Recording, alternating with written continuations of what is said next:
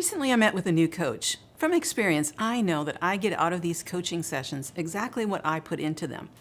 I knew this coach was someone who would tell me the truth, who would challenge me to grow, and wouldn't let me get out a lot of excuses without challenging me on every single one of them. And as we progressed through the session, that's what this coach actually did. But then she asked me to define some key beliefs in my life and as a coach. Well, that's a great question. Later that day, I listened to a podcast that asked me a similar question. What defines you? Now, anytime I start getting messages like this, and in fact, when I was reading my Bible that morning, I got a similar message, I detected a theme. Now, I want you to sit with this question for a minute or two before you whip out a quick answer. What do you allow to define you? In some ways, this could be a trick question, because you and I live out what we allow to define us. Before I jumped to a quick answer, I paused. Did my actions, what I live out, support what I say matters most to me? In Proverbs 23:7, it says, "For as he thinks within himself, so is he." In that verse, I've read that and I thought about it, and immediately this verse came to mind. God is asking me to look at my heart, my innermost self. Nothing remains hidden from God. And in this proverb, Solomon is reminding us to look at what we believe, because your beliefs define you. Let's look at some of the beliefs that can assault you after you've discovered that your husband struggles with using porn. I'm ugly. I don't have any value.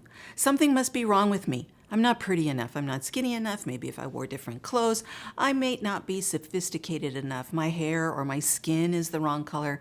Because I'm not outgoing, he finds me boring or dull. I'm stupid. Everybody else probably knows what's going on and is laughing at me. Well, there might be a few more to add. I know I can think of probably at least another dozen. But all of those beliefs quickly define you when you discover your husband is struggling with porn. So as I read that list, what jumped out at you? How would you classify those kinds of thoughts? And as you heard them, what started happening within your body, within your mind, and within your soul? Well, if you've thought them like I have, please give yourself grace. Take a deep breath right now. So many brilliant, classy, beautiful, creative, and articulate women tell me those are the things they actually believe when they've discovered their husband's porn struggle. But here's the truth. They're not true. The enemy of your soul wants you to believe that, and if he can convince you to accept these lies as truth, you will speak and act accordingly.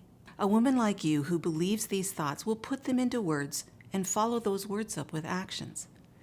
How might you do that? Possibly you avoid mirrors, believing that you're ugly. Or when you do look in the mirror, you notice every imperfection.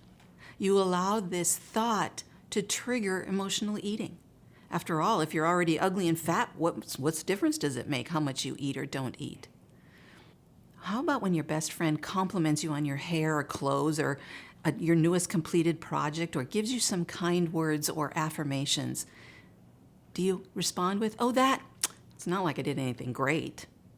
Do you know what you did in that moment?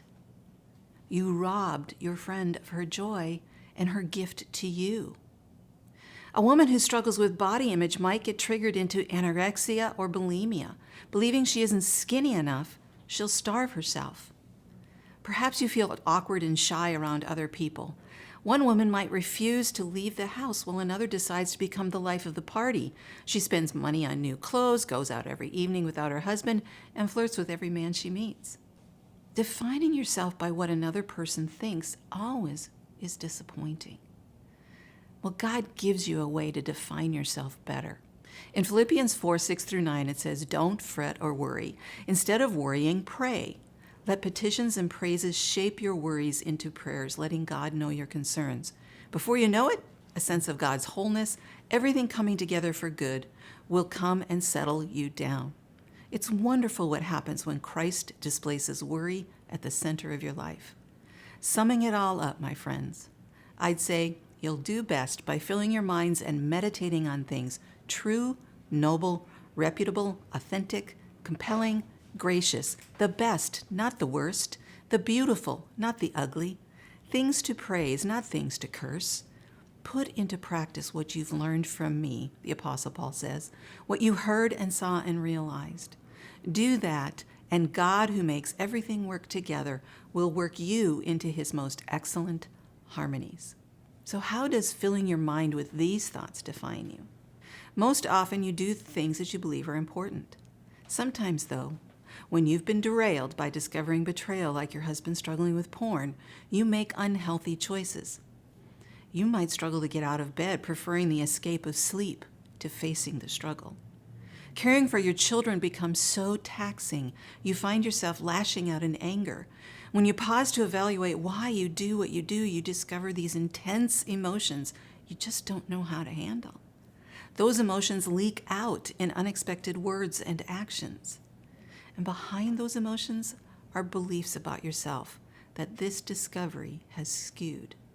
Can you identify with any of that? Here's a few statements that some of my clients have said. I used to be so confident. Now I'm not sure of anything. Before this discovery, I laughed a lot. I can't laugh anymore. I used to be an energetic person. Now I'm exhausted all the time. I feel like I need to bury the hurt so I can get through today. I constantly wonder, what's wrong with me? If that's what you're thinking, I understand each one of those because I felt them too. But here's truth. You're not crazy or alone in those thoughts. Your recovery journey will teach you how to take captive these beliefs and replace them with God's truth, so your actions move you toward a healthy life. You can learn to redefine yourself based on God's truth, as we read in those verses in Philippians 4. I hope you'll take some time and read them again in Philippians 4. Your past describes what happened to you and how you responded, but it doesn't define who you can become. Your beliefs, thoughts, and actions today do impact your future. So it's up to you. Will your wounds define you? Or will you face the pain, work through each false belief, and grasp God's healing?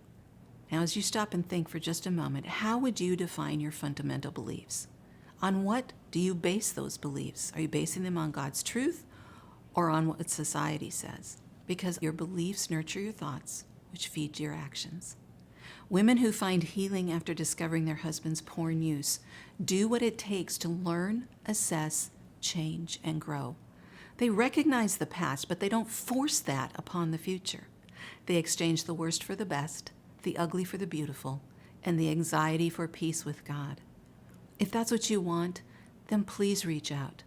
Go to KirstenDSamuel.com, click that button on the homepage that says Let's Talk.